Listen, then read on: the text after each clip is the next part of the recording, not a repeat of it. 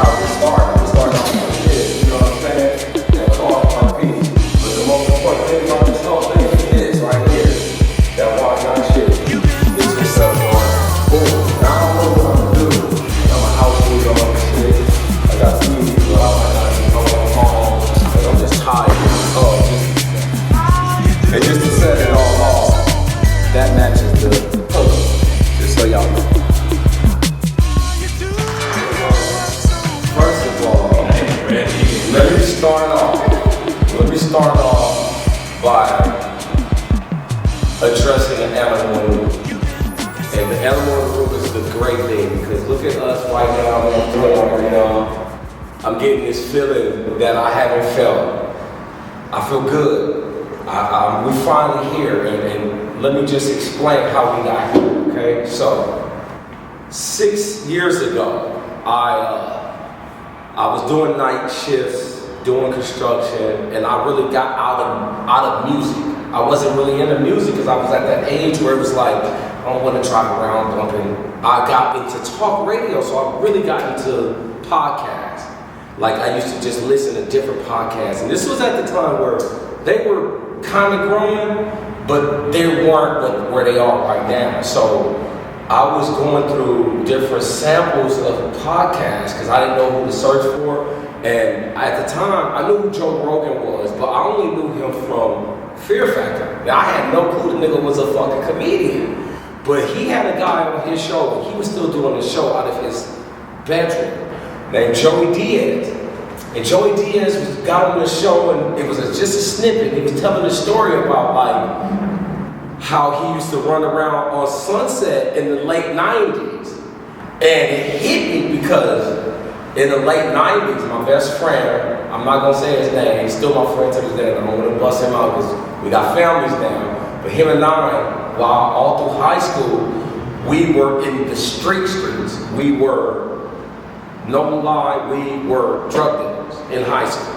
We sold hard rock cocaine, weed, everything. We were those guys. And he lived off Sunset in Detroit. So we would go to school, after school, go into the sauna, chop up ounces of crack, and hit Sunset. And if y'all pretty much way younger than me, so y'all won't relate to this, but anybody my age would know, in the late 90s, Sunset was completely different than what it is today. Sunset back in the day used to be grimy. There are only people that hung out on Sunset at night were pimps and drug dealers. That's it. Before all the club scenes and all that. So me and my boy, who I remain nameless, used to run around with all the pimps and all the prostitutes and just doing this shit, right? So this guy on Joe Rogan's show was telling a story about Sunset. He was talking about how grimy it was, and he was running from different comedy clubs, and it was scary because it was nothing but thuggery. So when he was telling that story, I was like, damn, he's talking about the niggas I was hanging out with. So listen, he told a story on how he used to sell coke to Whitney Houston and Bobby Brown, right? So I'm laughing because he's a comedian, and the way he told the story, you can look it up. It's on all the channels. It's viral. He told the story years ago, and he's got millions of views because of it, because it was a truth. But there was this part of the story that made me really gravitate to it because he mentioned, I gotta say the name, a guy named. So one of the nights when me and my boy out, sir, we had bought weed for like 4 or 5 times. So we run into one of our homies, Volvo. I hope he's still out there. What's up, Volvo? Harlem 30s, OG. So he running up to us. It's like 2 in the morning. He like, yo, what's up, youngsters? Peace up. So mind you, we had already seen 3 times that night, spent about 200. So we're like, fuck it, yeah. So we called him. He had just got home from DJing at the club, and he said, excuse me, I don't even want to get up. I'll see y'all tomorrow. We took it kind of like, what the fuck? They're going to spend money with you all night. You just got home, you ain't got 5 minutes. So we're like, whatever. Something happened that night. I don't know what happened. Something happened. But the fact that he brought that name up made me gravitate more into the Joe Rogan podcast. And because of that, I started listening to different podcasts. So I got I started listening to comedy podcasts. Sunday, what is it called? It was something that the Laugh Factory used to do. I can't think of it. It was something they used to do just based on black comics. So I started listening to that. Then from there, I started listening to sports podcasts. From that, horror podcast, and then I just slowly started seeing this shit grow. So I thought, fuck. I'm kind of known out here in the streets. Not only am I known in the streets, but like I know a different avenue of different people. I got this wife who is based out of Hollywood. I got my homies who are based out of South Central. I got my people who are based out of the beach areas where I went to school. I went to all the West Side schools. So it was like I had a hand in all these things. Right, exactly. So it's like I had my hands in all of parts of LA. So I said, fuck. I'm a people person. I know I can start a podcast. So I told my cousin, hey, let's start a podcast. And no, I'm telling you how this started. Yeah. So my idea for my podcast 6 years ago, it was called Los Angeles Times, like the newspaper. So I took the Los Angeles Times font and I just added a T. And the whole premise of the podcast was different sections of LA and the people I knew, from the OG gang members to the actors to the chefs to the rappers, because I knew them all. So I was like, let's do this podcast and just base it on Los Angeles, but not just the one part of Los Angeles, not just the gang shit. Let's do the acting shit, the hairstyling shit. So like everybody like, that's a beautiful idea. So I'm like, fuck, my girl has a salon in Hollywood. If you need your hair done, go to Goose Salon on Fairfax. Rosewood, go ahead. So she said, go ahead, you can start it here. So I went out, I bought all the equipment, and like I said, I had no clue how to do this shit. I just went to fucking Guitar Center. I said, hey, I'm starting a podcast. To the lady at the desk, can you give me everything I need? She went and brought the shit. We brought it to the salon. So we started doing it. I had a guy who I thought would be my cameraman, because like I said, I just wanted to be the talent. I didn't want to be the behind the scene guy, because I was past that age and like I didn't want to learn how to do all the editing and shit. So this one guy said he'd do it for me. Long story short, we shot 3 shows and it was all live from my laptop. But that's not how I wanted to do it. I was like, and I don't do shit booth. So I was like, yeah, it's cool for now, but that's not how I want to do it. I want to be able to edit, chop it up, I want to do it like the real niggas. So we had the 3rd show. I had one of my chef friends come on. She's sitting there, and I'm holding my laptop, and I'm using it like a camera. And at the end of that show, I closed that camera and I said, nigga, I'm never doing this until we can figure this shit out the right way, until I have the right equipment, so I have the right staff. 6 years later, because that's how long it took, I shut that shit down. So I fuck with everybody on Fairfax. My nigga rides to my right. I've been talking to him, Philly. I knew he did the rap shit. So I walked into Diamond and I'm talking to my boy, and we somehow got on the topic of the podcast. And from there, we started talking more, and then I met his buddy Hall. And then he was like, yo, y'all are exactly what I'm looking for, because I need not only the younger version of life right now, because I can only speak on my age bracket, and like I'm kind of out of the know. So like with the young guys, y'all can keep me up on shit. Plus, y'all know how to do this. Like y'all can do this. So yeah, we put this shit together. So this is how we are here today. And we finally here, and I'm so excited, and we got everything going. And like I said, I shut that first one down because I don't half-ass shit. And that's why this one took so long, because it had to be right. And right now, this is as right as it gets. We tried to do a few test runs at my girl's salon, but I didn't have that feeling.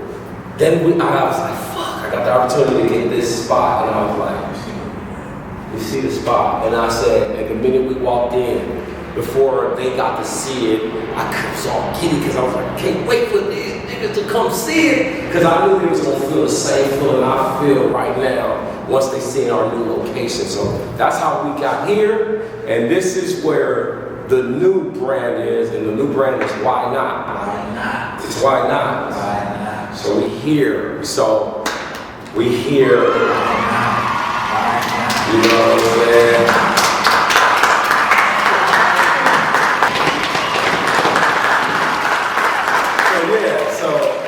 I just had to get that off my chest. First thing I want to address before I address anything is, like I said, Phillyblunts, and I need him to go ahead and let you people know how he ended up here and where he's at, and get your intro on, my nigga. Phillyblunts, like I said earlier, that's one word, and I'm here because of this man right here, and because of all. I didn't have the same plan for a long time. I done tried several podcasts myself with other people, and people just don't have the same dedication, the same drive, the same to do shit.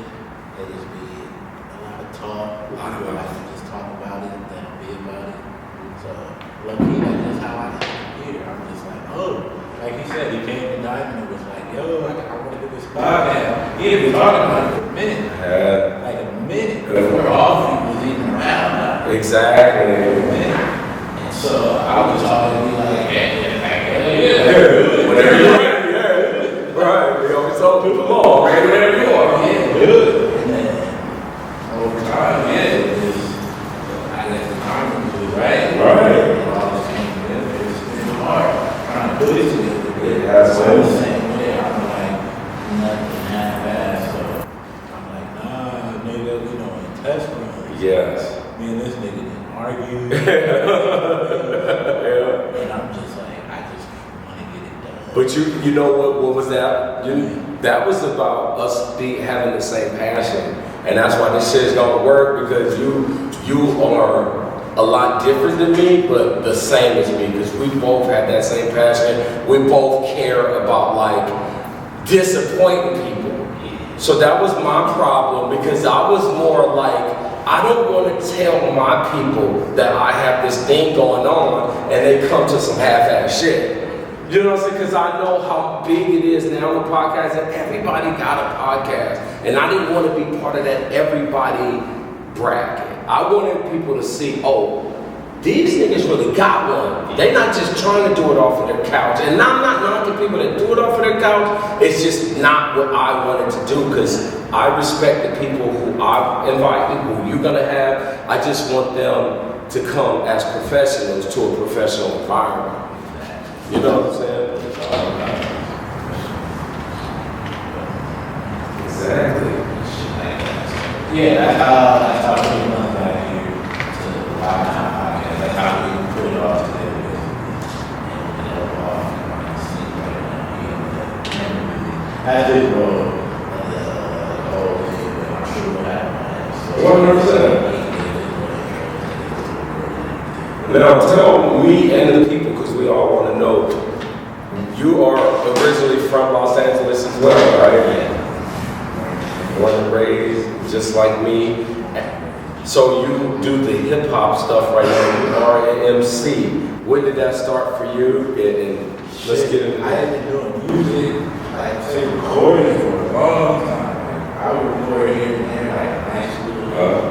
I would write like middle school, or just being in school. My focus was school. Right. Like I would just about it, yeah. And, no, and that's a good thing, because even though like I hung out with everybody, between basketball, but it was like I had to make sure my grades was on. and that's a good thing too, because I was the same way, man. Like my only thing in school, even though I hung out with all the bad people, I did all the bad shit, the most important thing for me was making sure I walked that fucking stage with everyone on time. Because back then, that was like, I know like college is important and all of that, but here in LA, high school is really big. It's like, you got these high schools where like, you got people who brag about the high school they went to more than the colleges they went to.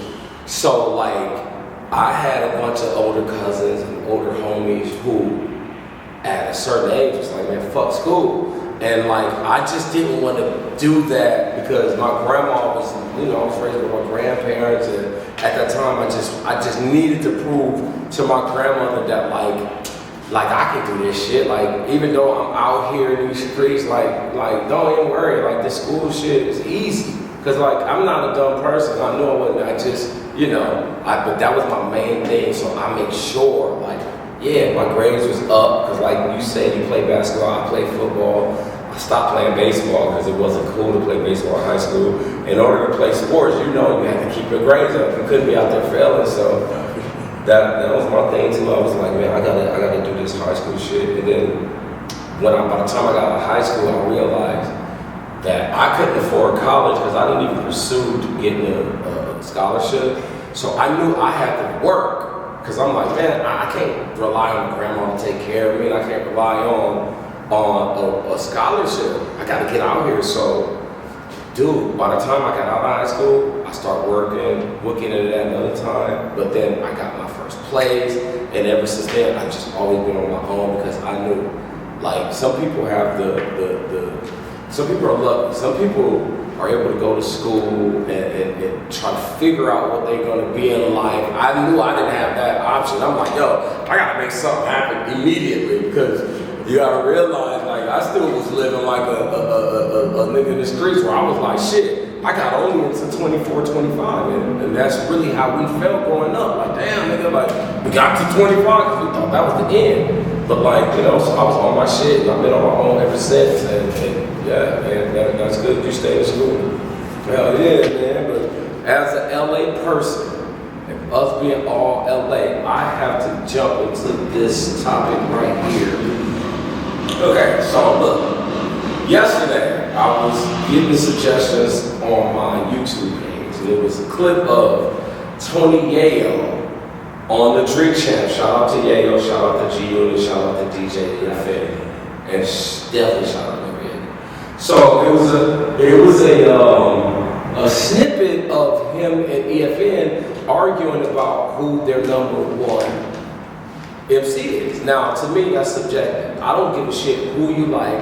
I have my opinion, you have your opinion. But Was it specifically West Coast or was this these two? It was, okay.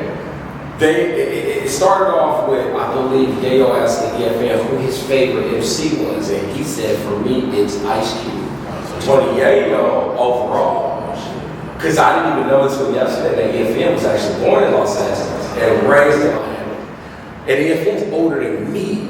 So, like, he knows. So, when he said that, I was like, I got a good feeling because I'm like, I always talk, and this is what was crazy. I thought I got that notification because the day before that, me and my cousin, we drove to the Grove, and I was playing him the new L. Michael's Affair album featuring Black Thought, and we bumping Black Thought going through that shit, and we stopped, and I said, damn, because we like MCs, and he like, listen to Black Thought. Still to this day, spitting that shit. And I said, don't nobody want to fuck with Black Thought. And then we start talking about our top 10s and like how niggas don't get respected. And I said, it still fucks me up that Ice Cube doesn't get mentioned in a lot of people's top 10s. And it just so happened I get this notification the next day and it's Tony EFN. So EFN said that Ice Cube was his favorite. And then Tony Yayo said Biggie was his. And then he got offended and said, wait, you mean to tell me that Ice Cube tells better stories than Biggie? And EFN said, absolutely. So then Tony Yayo started getting real belligerent. So me, as a hip-hop historian and as a Los Angeles nigga, I said, hold on. Tony Yayo's a fucking idiot. He's a fucking idiot because if he doesn't know the whole fucking career of Ice Cube he was one of the greatest rap storytellers in the history of rap. And I'm looking at it like, hold on, you're supposed to be a hip-hop nigga. You're supposed to, whether you a East Coast nigga, you only fuck with East Coast shit, but you still should know. Because no disrespect to Biggie. I fucking love Biggie. But for me, I could never put Biggie in my top 5 greatest of all time because they only base that on potential. Don't get me wrong. For that run Biggie had, destroy, killing, classics.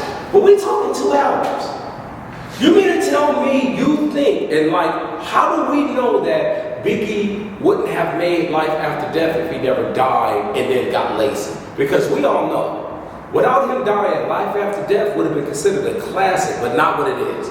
It would have never gone 10 times platinum. Probably 1.5, 2, maybe, had he not been killed. Him being killed during the week that it came out boosted the sales. We all know that. But who's to say at that time, if he was alive, he wouldn't have got complacent and lazy and made whack music after that. So for niggas to be like, yo, he's the greatest ever with 2 albums is disrespectful. And back to Tony Yayo, because I need to set him straight. Yayo, you question EFN about storytelling as if Ice Cube wasn't. Do you not know that it was a good day? That you can't, who can't relate to that? That's a great story, right? What about my summer vacation?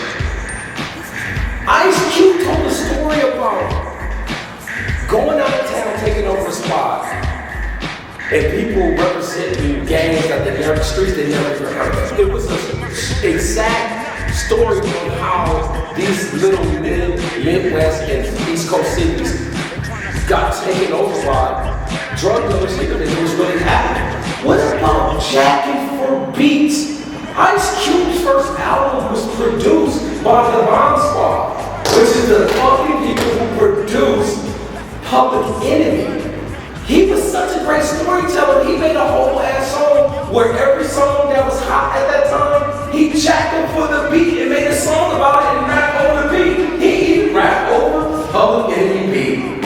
And even if I'm down with your crew, I'll jack them too. And one more story. How to survive in South Central. He gave a booklet on how to survive in South Central, a place we wasn't the campus monumental. And if you niggas would have took notes, then maybe some of y'all niggas wouldn't come out here and get robbed all the time. Had you listened to the story he told. But I'm just talking shit because it's like, for you to question Ice Cube, storytelling skills, let's not forget, Ice Cube took kid fairy tale stories and made it into a song. Hickory, dock. It was 12 o'clock, Cinderella ain't home, must be giving up the cock, I don't doubt it. She is kinda freaky, of course, had a fight with Snow White, she was fucking her dwarfs. Cause she was fucking her dwarfs. Ice Cube said that. He took stories and turned it into a whole story. So for you to question Ice Cube's storytelling is asinine. You are a fucking idiot. 50, please come get your boy. Come get your boy. And I get it. Biggie told a great story on I Got a Story to Tell. But how many of you niggas is really tying up NBA players and robbing them? And it's a great story, but can you really relate to that shit? Them stories I just said about Ice Cube, today was a good day, how to survive in South Central, today how you like me now. Nigga, we can all relate to that, because it's like, yeah, you know, it's just everyday life. So he's a fucking clown. Some of these dudes can't see past their butt. And that just upsets me, because they will really sit there and argue you down without facts. And if he had facts on Ice Cube and these songs, then you would never argue someone. You can have your opinion and be like, yeah, he's not as good as Biggie, but to question his storytelling. And in this point, by this, motherfucker, Ice Cube write movies. So how the fuck he wrote Friday? He wrote Barbershop. So he's an amazing storyteller. So I just had to get that off because like I had to. One more thing, Big 50, get your boy, please. Get your boy. I had to because the disrespect of Ice Cube is gonna stop. So stop. I need you niggas to get into your hip hop history. And when you're doing top 10s, if you're not including Cube in that top 10, you don't count. That's like someone saying Joy Division is the greatest punk rock band ever. Nigga, they had one album. That's disrespecting Aerosmith. That's disrespecting Guns N' Roses, the Rolling Stones. To say somebody with such a small library is greater than someone that has decades of, it's just not fair. And I get it, you from there, so you're gonna say that, but come on now. It's not only wild, it's wacky shit. It's wacky shit. You feel me on that one? You feel me on that one? And no, It's kind of wild. it's super wild. And because I expect people, if that's your field, I expect you to be an expert in the field. You know what I mean? If you make a career off of hip hop music, then you should know the history in hip hop music. Don't just like I'm a carpenter by trade. I'm not going to go into carpentry and not have a level or a screw gun and be like, man, fuck how they hung drywall in the past. Nigga, I'm about to do it with tape now. I'm gonna use cement. Then it's like, hold on, nigga, that's not the right way. Know your history if you are in the train. And that's just how I feel. And I'm taking all, whatever, how niggas feel, whatever the energy is, I'm matching. And that's how I feel. I gotta sit down. Because this next topic, I gotta kick my shoes off. Oh my God. So, hey, that first topic, yeah, that was just a little match to the fucking inferno. Let me tell y'all something. Because this is a good segue. I fucking love Drake. I love that nigga, man. And the reason why, and you can chop me up, to me, Drake is the greatest rapper ever. The greatest rapper ever. I'm turning all my cameras because I want you niggas to feel me from all angles. Drake is the greatest rapper ever. And I'm gonna tell you why. Never has there ever been someone as consistent. And I'm gonna tell you right now, as if I can see in the future, never would there ever be a nigga this consistent. This nigga has never fallen off. This nigga is going on 20 years. Can you not rock a whole 3-hour party playing nothing but Drake? Abso-fucking-lutely. So, as a Drake fan, boy, and end with the news. He got 9 hits on every album he ever made. He done made stars off the niggas he featured on. If it wasn't for Drake, I ain't gonna even name it. We don't even know you niggas. So, I love him because he has such a wide body of work. He got the soft shit, the love shit, the hard shit, the bar shit. He's fucking amazing. And he petty. He gon' the way he sneak this niggas is lovely. I love the education behind it. Now, as a Drake fan, I said all of that to say this. The beginning? This shit wild. It's wild. It's hard to get off. It's wild, ain't it? I can't wait for you to hear this. Okay, so as a Drake fan, I said, fuck, this nigga got a dope rollout. Because not only did he just drop a great album with 21 Savage, he's preparing you for a tour. And before this tour started, he let everybody know, I'm putting out a book. As you can see, I have books here. I read books. So I said, nigga, it was hard. Nigga, I've been on Amazon. They kept telling me out of stock. I went to Barnes & Noble. They didn't have Drake book in Barnes & Noble. Y'all gotta fix that. I know y'all have every book, Barnes & Noble, but that's a whole nother topic. Finally, I get my Drake book, guys. You see the book, right? So I got it through Amazon. Finally, it arrived. So I get home. It said it arrived. I couldn't find the motherfucker. So I'm like, where the fuck is my book? Go get my dogs, walk my dogs to the backyard, walk them to the side of the house where they pee and shit. I see my fucking Amazon package all, like, my dog trying to bite through it, got little marks or whatever. But then I opened it, I'm like, nigga, finally, I get Drake, look. Drizzy. Titles ruin everything. I'm excited, nigga. Got my gumbo, got my shoes off. I got Jack Ryan on pause. Because the match that I watched from earlier, I recorded, so I was gonna watch the tennis match. My nigga know I love fucking tennis. Boom. So I open it up, I say Tracy. In the intro, this is such a good intro. It said, may your neighbors respect you, trouble neglect you, angels protect you, and heaven accept you. Words from the great Aubrey Graham. That's how he introduced us. I said, damn, that's a hard intro. Open the next page. The shit was blank, bro. Open the second page. The shit was blank, bro. So I'm like, wait. So, nigga, the whole fucking book was blank. Yo, Drake. Can I get a close-up, please? How are you selling fake blank books? Bro, I immediately got on the phone. Listen, look at this. He's that big. He's selling blank books now. So, I'm like, what the fuck is going on? So, I went on TikTok, went on Instagram. So, I'm like, yo, I gotta see the reaction videos of people who receiving their book. Look at it, my nigga. Check every page except the first one. Tell me my line. Please show me every fucking page, right? Now, where it's made and the barcode. Okay, but every page is what? It's fucking blank, nigga. It look like connected dots. So look, I go to Instagram. I go to all these fucking places to check, because people make reaction videos for everything.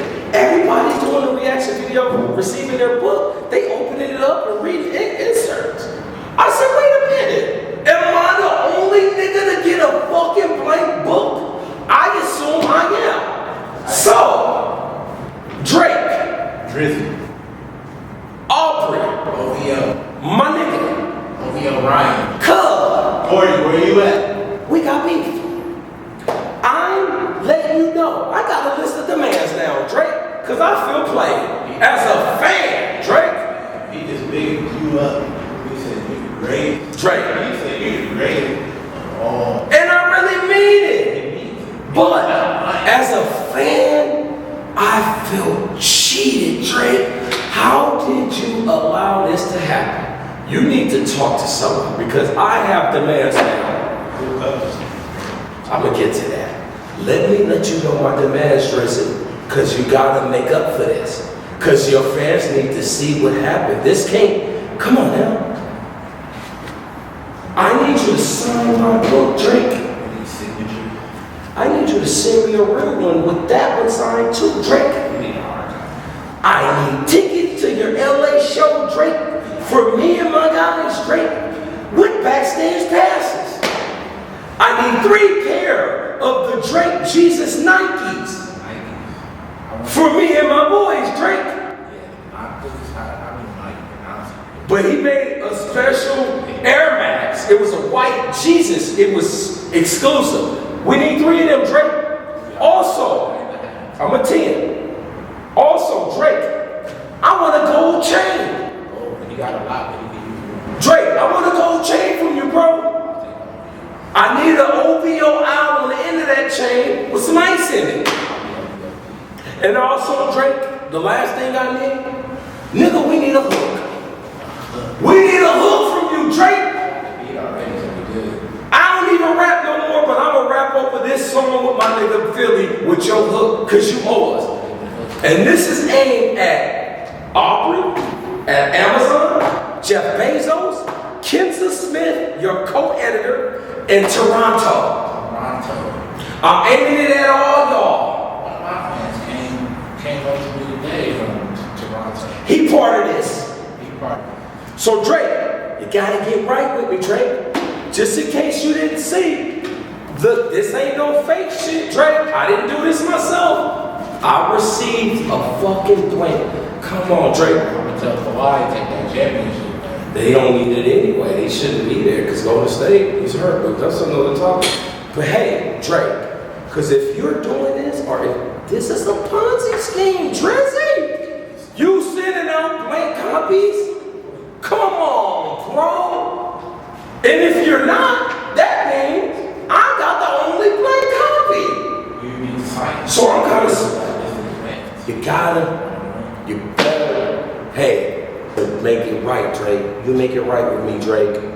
You make it right with me, Drake. What if you drop it down? Ooh, you better make it right, Drake. So, I know you gave him food. that's just crazy, right? Am I overreacting? I expect everyone to see this and react exactly the same. Like, how the fuck this nigga get a blank book? Drake? Just open any page. Any page. What page you want to go to? Look. Hold on, wait. Hold on, wait, one more time. Am I supposed to draw in this fucking blank book? Is this an art and craft project, my nigga? No, I expect to read some cool shit from the consciousness of Aubrey Graham. So you telling me your mind is blank, Drake? Don't let these niggas win, Drake. They try to say you're an industry plant. They try to talk about niggas writing for you. So if this is out of your consciousness, did you not get the nigga to write for you? You needed somebody to write this book for you, Drake. Make it right with me, my nigga. That's the one copy that person didn't write. Drizzy, They left that one for you to write and you couldn't do it. as a fan, make it right with me, Drake. Please, my nigga. I can't wait to see you at your LA show backstage. Okay, I just had to get that off. We love you, Drizzy. I just had to get that off. But now that I did, I just think it's crazy. And it was crazy because I was gearing for the show and getting prepared and all excited. This book was bought specifically for the office. Because I was going to add it over there with the Cause book, with the Marvel year by year book. So I was really, and then not only was I excited for the book, look at the color. It's the exact color of the logo. It's the why not. So I'm like, damn, did Drizzy throw us a lob? Maybe.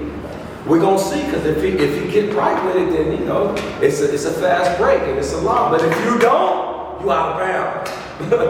You out of bounds. So hit us. However, you get somebody to get in contact with us. We're not hard to find. I don't think I know Toronto, dog. Because I have a record, and I don't know if it's still a thing, but Canada don't let you over there with a record. Oh, Canada, y'all gotta change that, because like the last time I got into some bad shit with the law was 22 years ago. Like, I'm a changed man. Like, I'm a father now. I'm a family man. I'm a grown up. So don't fault me for something I did in my 20s. Like, what happened to prison reform? Is that not a thing? That's another thing I want to get into another time, because it's like they preach this reform and we're going to send you to prison to get better as a person. But everyone who comes home from prison, they're not allowed to live like a regular person.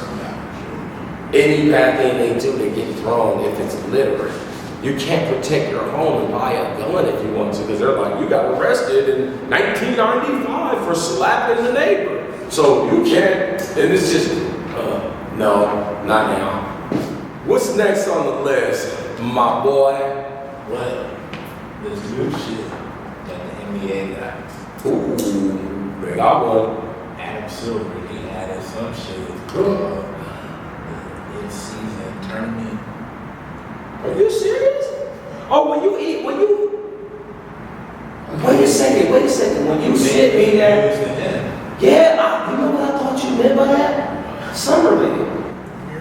There's an in-season tournament. In-season tournament. Please inform me on this, please. So I don't know what that is. Tournament. It has all the 30 teams. Okay. All the 30 teams. Uh-huh. Separated like group play. So it's like Euro basketball. In the middle of their season. Middle of the season.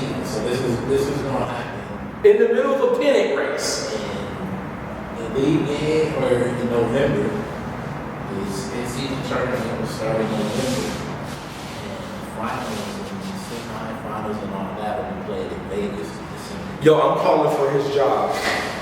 He should have been fired soon as he. And so this, I'm showing it so we can see it. We'll let y'all see it. We'll put it up if y'all know how to list it. It's East and West. And so you see how it's Group A, Group B. I do. And what is this going to do? And so why do we need this? What Adam Silver is trying to do, he all on that bullshit. More basketball. Making the league. What he thinks is going to make this more competitive. Do you know how many more injuries there's going to be? Like, who's going to play? I can tell you right now, none of the stars on those teams are going to play in this fucking league. But what he said, how it's set up is, it counts as like your regular records until you get to the Vegas part of it. We're going to fire him tonight. And so, I get the league on the line. Fire this nigga right now. that's what I'm saying. LeBron is great. LeBron! Get on this nigga neck! This is what I told my homie Rich the other day. This makes LeBron the greatest ever. Is LeBron on board with this? This is not even playing this. This is not even the NBA. LeBron is on board with this? He had no choice. Right. The NBA is gone. Oh! This is basketball. This is like Euro basketball. You know, that's a great segue for what I want to say right now. Back to my first point. Ice Cube, Big 3 League, right? I didn't know this until I was watching the interview with him the other day, that the NBA is stopping a lot of his, like, sponsors and a lot of stuff because they feel like they don't want any other competition. And he said some of the realest thing ever. He said, the NBA thinks they own basketball. They own the NBA, but they don't own basketball. And that's what I was saying. And that's what you just said. They just want basketball. It's not even. The NBA was like, before this, basically. The NBA died when Kobe did. That's what I was telling The NBA died when Kobe did. Like, what the fuck is up in? Kobe would be barking. He would be like, we don't even need preseason, let alone the fucking end-season tournament. What the fuck is you doing? Who's the president of basketball? Is this still Chris Paul? It's not even Chris Paul. That's why it's like weird. It's like, It's I think CJ McCollum. the skinny nigga from Portland? He not even on Portland. Right? That's how important he is. I thought that nigga still in Portland. Get him. He should be fired. Right along with Adam Silver. It's changing the shit. What was the guy right before him that died at They started spinning in his grave. He's not turning back, he's spinning. That's what I'm saying. He's like, yeah, I wanted to be European, but I didn't even know. Why would you want a league that is 89% African American, and 6% European to be anything European? Why? Can we have something here in America? Because I'm like, man, can we? Fools like Quitting. Talent, but The guy from Minnesota? Big Cat? You know what? I think he's an amazing player. I think he's an amazing player, but someone 7'9", or however the fuck tall he is. Why would he even say I'm the greatest three-point shooting big man ever? There was a video the other day and he was working out like Paul George. He was doing just step back threes over. And he's 7'6". Shoot. Since when? But I was gonna say this is what made people like him feel like they didn't won the greatest thing in life. Exactly. If they win this shit, because he was already saying our playing tournament win felt like a championship. We probably feel happier than Jokic. You see, now that is the difference between Los Angeles Lakers and everyone else. And it's only the Los Angeles Lakers and Boston Celtics. Fuck them. But we are the only two franchises and fans that feel like if it's not a fucking championship, it is a waste of a season. You got niggas saying just winning the play-in felt like that's a nigga who has never won a championship saying that. You know who would never say that? Magic fucking Johnson, Isaiah fucking Thomas. That's why I get so. Larry fucking Bird, they would never say winning the Eastern Conference Finals felt like a champion. No, nigga, there's only one feeling that feels like a championship, and that's the fucking championship, nigga. That's the only thing. It reminds me of people who say, when you at a restaurant, they say, good as crack. What they say?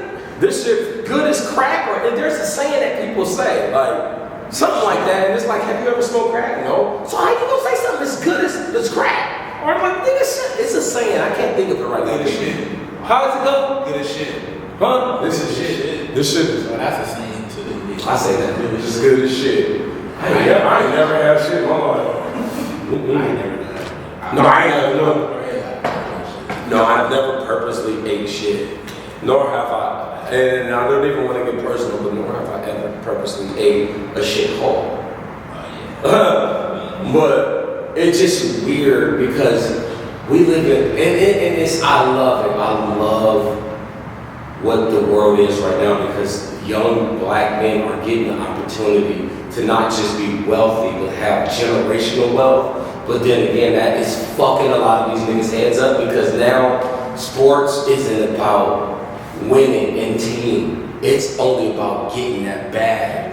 So it's like, nigga, did you know the highest paid per season salary belongs to Jaylen Brown?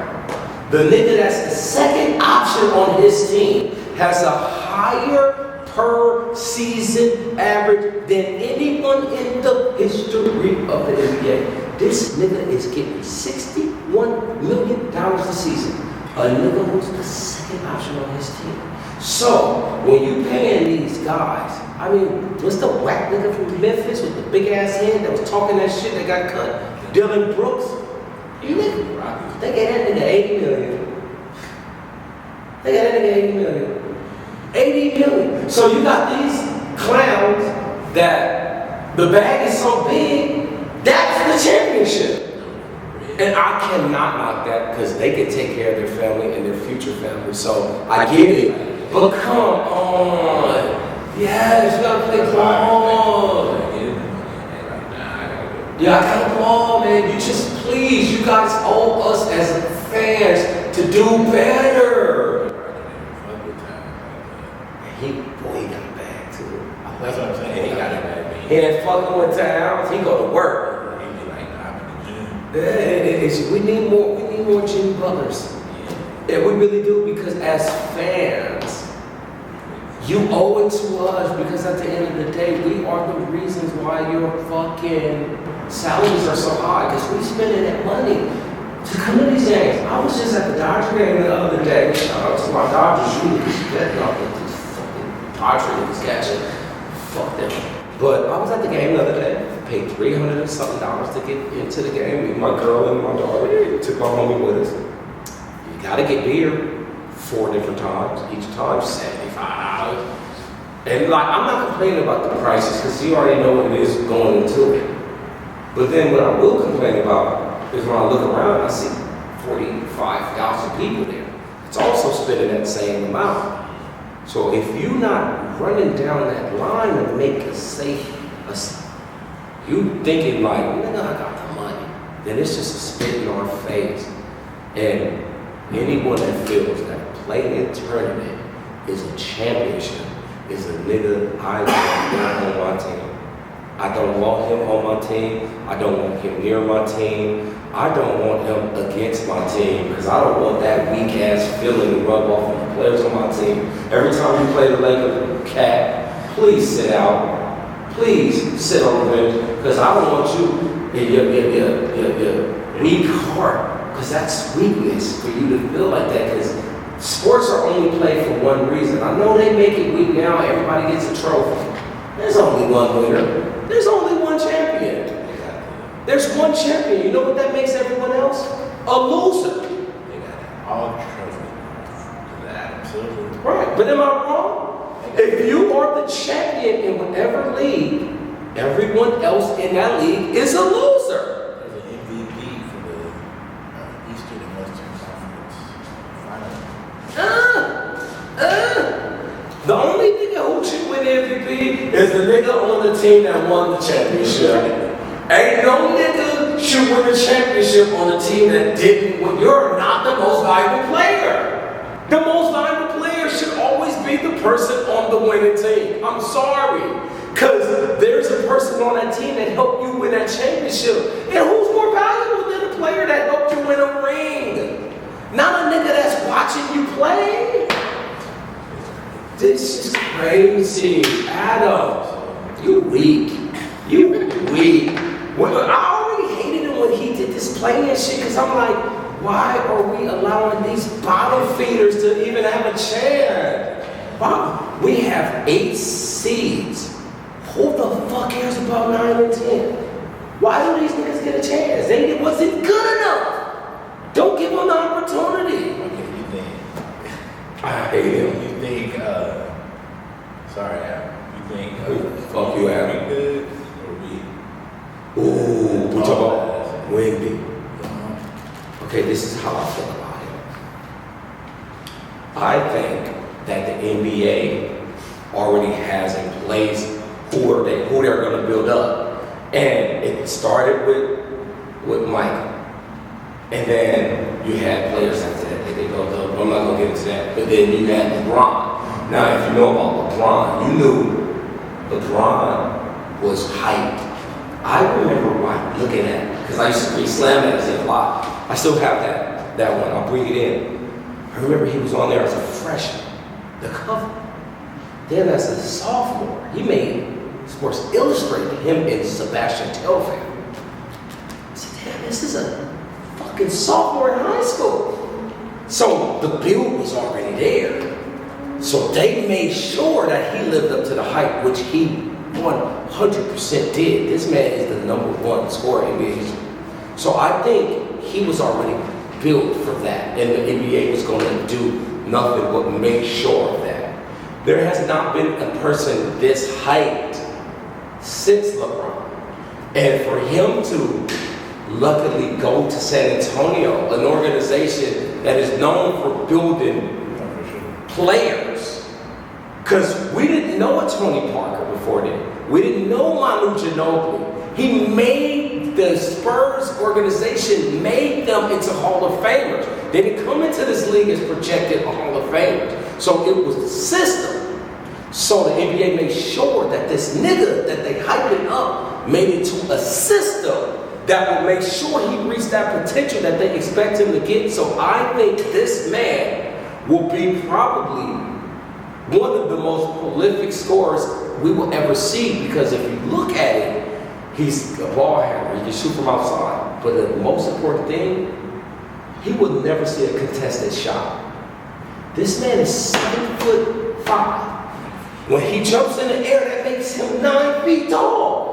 Any nigga jumping to block that shot, he would never see them. He's going to shoot over everyone who contests his shot. So that's why I say he would never see a contested shot ever. It's going to never. So as long as he perfect that shot, he's wide open every time he shoots. Even if it's 2 niggas on him, he's wide open every time he shoots. So I think within 3, by his 3rd season, he will be in the finals. I think they are going to make him into what they are hyping him to be, because he is in the perfect situation. Imagine had he gone to Houston or New Orleans or a bottom feeder team. Right. You know what I'm saying? So could you see him in Detroit? Like, no. But shout out to Detroit. Boy, they doing something over there. They got some studs. But that this Wemby guy, I believe, is going to be everything that they hype him up to. 100%. I just think he's good, but when it comes to success, it's not just about skill. Whether you're a successful businessman, a successful rapper, it all depends on the situation. Like he'll be here for a long time. Exactly. But it all depends on your success. It all depends on everything. And he is in a good situation that's going to add to his skill. Like 5-6 years. He's going to he's going to. There's no way not to. You got Popovich, LeBron's gone, Steph is going to be gone, Giannis is going to be old. So he is the new generation with an organization that's going to teach you not only how to be a player, but how to be a successful player. Did you ever see any of those guys get in trouble? He's in a city where like you can be normal. There's a lot of cities, there's distractions in these cities that stop you from being the professional you could be. You got your Los Angeles, you got your New Yorks, you got your Atlantas. These cities could stop you from being who you have the potential to be. He got lucky and he landed in a state, in a city where it's like, you can live a good life, but there's no distraction from allowing you to be who you can become. So I think this man is going to be everything we expect him to. I think the same too, how you said where you be drafted. It makes Money made, like the Cavs. So I feel like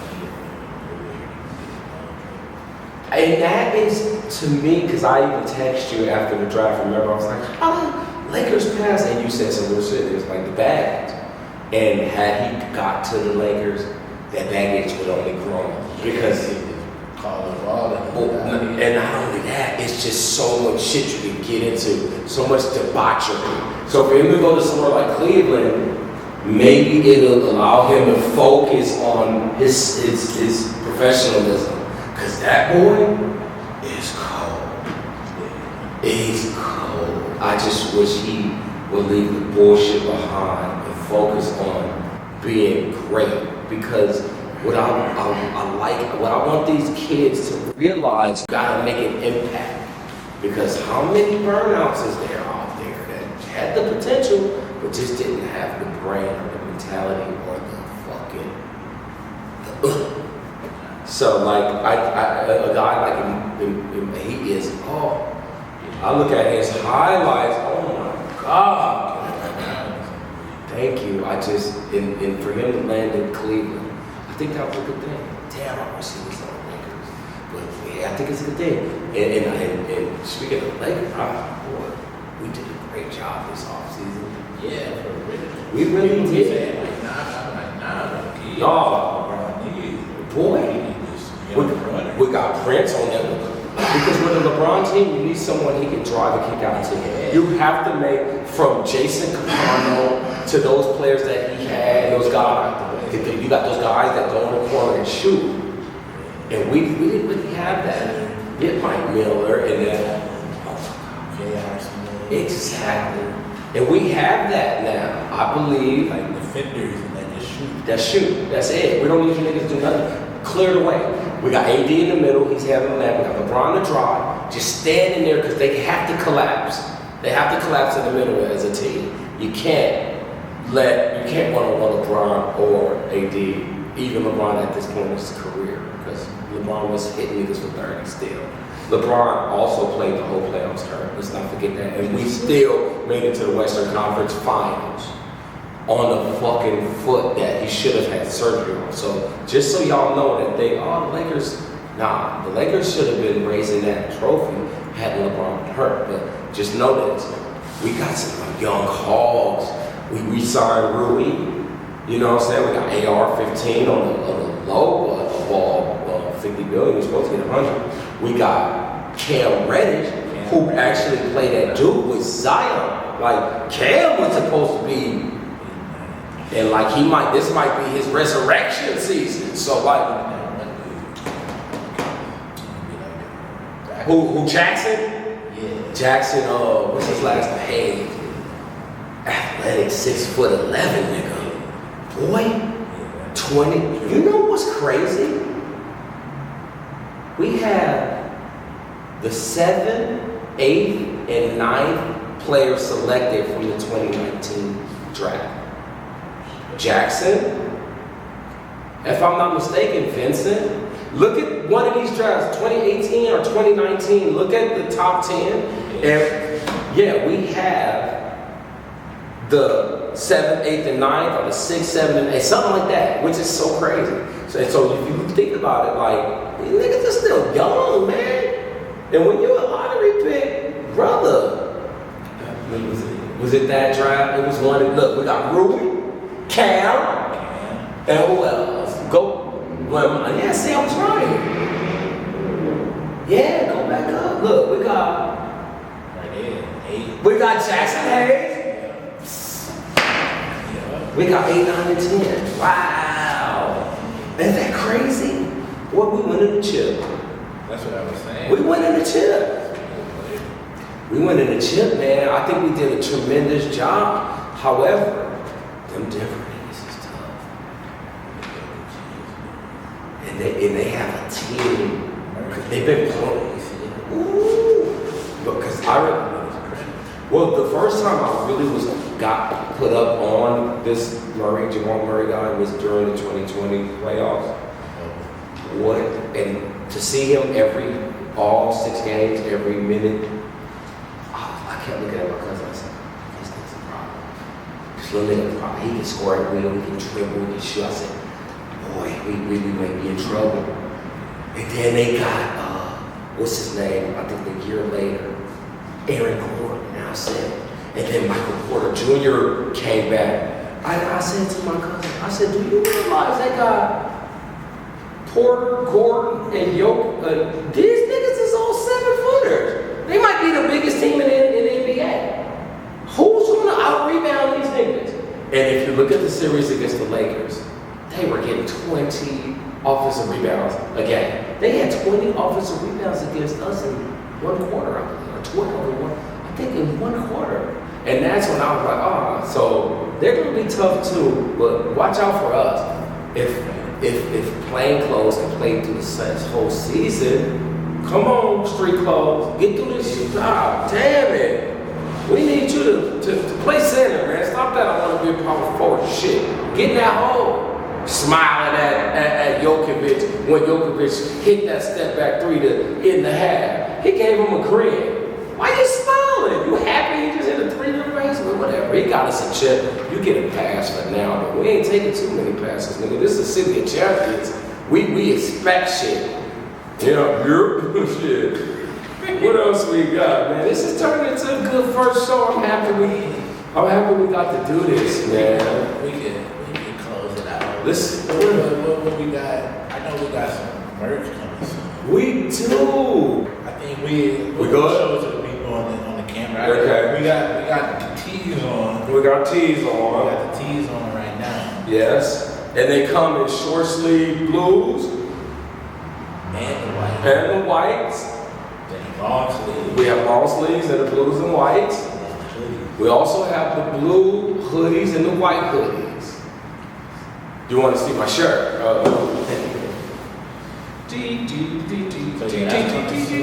The merch is coming soon. It's actually here. We have it ready and available. We'll have it set up to where you can purchase it soon. Soon. So we really rocking and rolling, man. This is something I want all of you guys out there to be prepared for because we about to hit y'all. We hitting y'all from all angles. We hitting y'all with the podcast. We hitting y'all with the merch.